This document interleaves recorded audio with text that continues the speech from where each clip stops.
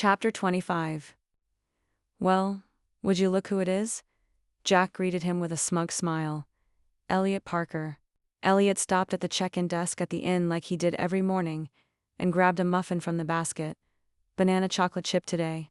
Why are you being weird? Jack waggled his eyebrows suggestively. I heard that you were spotted doing the walk of shame down Main Street this morning. Elliot groaned.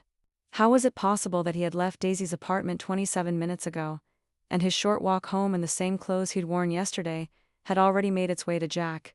Not that there's anything to be shamed about, Jack went on, fully grinning now like he couldn't wait to get all the details. By lunch, Elliot's night with Daisy would be front-page news. How was your night?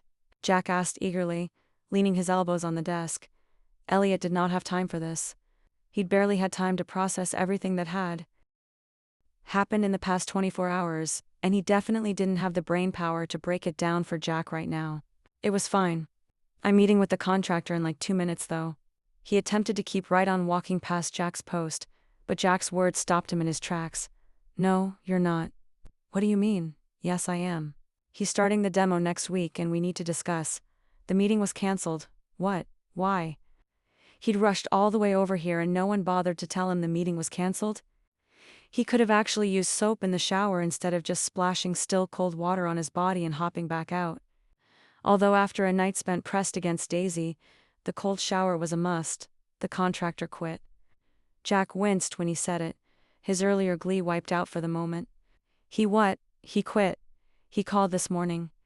Apparently his pregnant wife needs to go on bed rest for the next 6 weeks, and someone needs to take care of his twin toddlers. And that someone is him. Shit. Eek no. How are Mary and Joseph taking it? Say the least. Jack scrunched up his nose. They are not pleased. Too. Say more, Elliot ground out. This was not good. They'd already encountered so many delays on this project. Issues with the town board, issues with permits, issues with design changes. Finally next week they were supposed to demolish the motel-style rooms, and now this. They've already stopped booking people in those rooms, and that's a lot of lost business with the summer months coming. To lose out on the revenue and not have work being done is not a good thing. They really want this project to move forward. Like now, all this Elliot already knew, and unsurprisingly hearing it from Jack didn't change anything. Did they try getting someone else? They called a few other contractors, but none were comfortable with the historic nature of the project. They're all used to tearing things down and starting new. No one has the expertise to preserve the character of the buildings like you planned.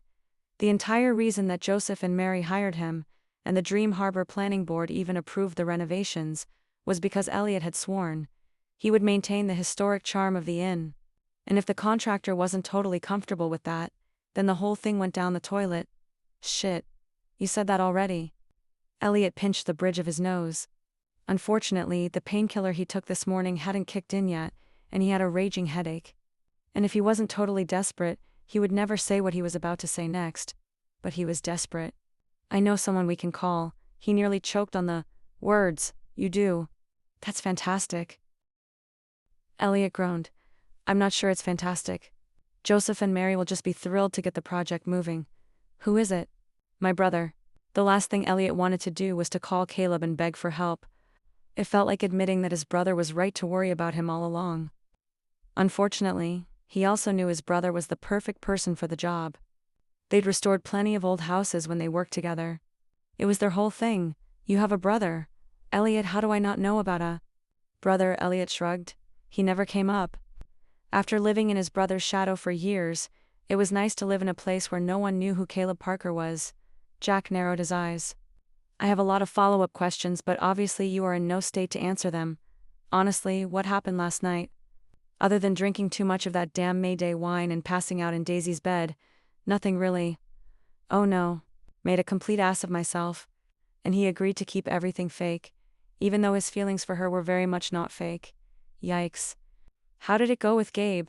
Elliot asked, eager to change the subject. Jack bit into his bottom lip. I'm not sure. Why are you not sure? Well, there was some making out. So that's... Elliot trailed off, waiting for his friend to fill in the blanks. Good, I guess.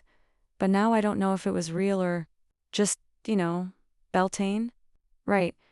Jack looked about as miserable as Elliot felt. Apparently, he wasn't the only one swept up in the bizarre pagan rituals of Dream Harbor and left confused the next day.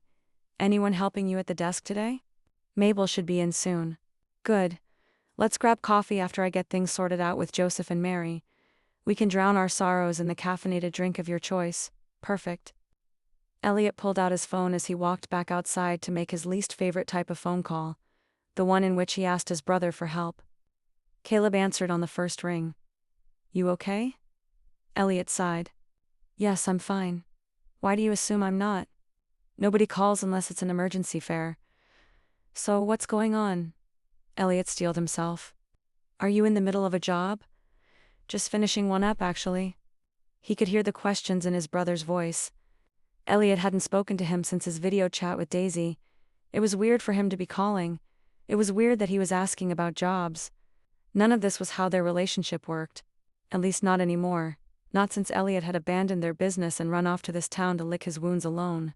He sat down heavily on a bench on the front porch of the inn. The paint was peeling off the railings. A ceiling fan spun lazily overhead.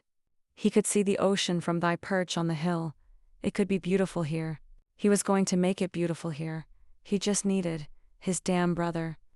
Any chance you want to come down and work on this inn job with me? Silence.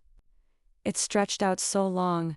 Elliot moved the phone away from his ear, thinking maybe the call had dropped, but then Caleb spoke. You want to work together again? Well, the contractor had a family emergency. Caleb chuckled, but Elliot could hear the hurt in his voice. Oh, got it. You're out of options. That's not it. That is it, and you know it, El. At least be straight with me.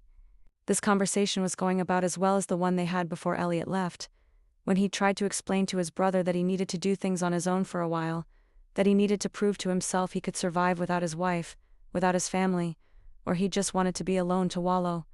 He didn't know anymore what his reasons were or if any of them were valid, and as he sat on the sunny front porch, thinking about what to say, about how to be honest, he couldn't find any good reason to keep his brother at arm's length anymore. Why would he want to? Who wants to survive alone? Hadn't his life gotten 1,000 times better when he let Daisy in? Even if she only wanted friendship, hadn't he been happier in the last few weeks than in the last few years? Why then was he still being a dick to his brother? Okay, yes, he started.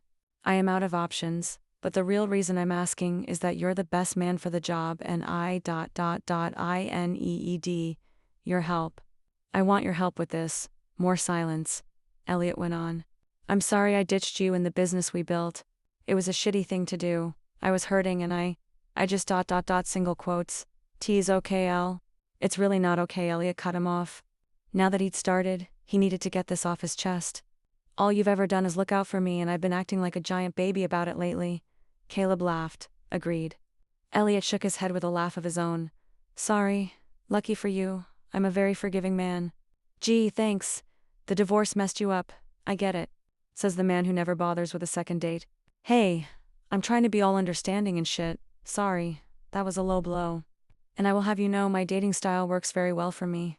I'm so happy for you, Elliot said dryly, watching the seagulls swoop over the water. It was nice to hassle his brother again. He'd missed it. Anyway, I'm finishing this job at the end of the week, Caleb said, getting back to the task at hand. I can be in Dream Harbor the week after. Elliot blew out a sigh of relief. Thank you. I owe you. El. Be sure to hold this over you forever, Caleb said with another chuckle. I would expect nothing less. See you in a week. His brother would be here in a week to save his ass. Something that just an hour ago would have made Elliot want to crawl into a hole, but now he felt nothing but relief.